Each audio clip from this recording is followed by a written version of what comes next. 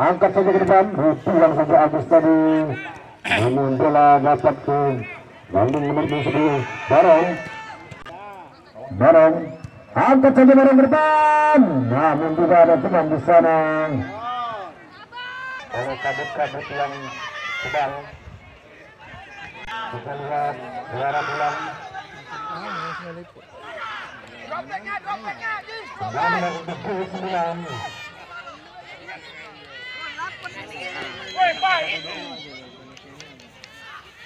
Angkat saja Kiki, sayang sekali Kiki. Lebar dua ke kanan, siapa di sana? Kau bantulah Rob, kau jalan. Dan lagi nampaknya apa terjadi? Arsbel nampaknya salah satu pemain dari Putra Tamiang.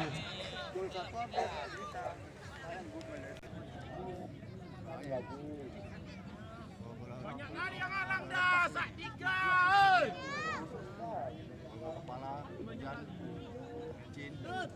Betul. Ini 10. Tengah-tengah. Tendangan bebas kita lihat untuk dari G9 lakukan sudah. Nomor 15 dikacau di belakang. Sayang sekali Bayun tadi. Kuat Ali. Satu kosong kedudukan. Sayang sekali tendangan Reza tadi. Nanti di blok. Kedudukan untuk kesebelasan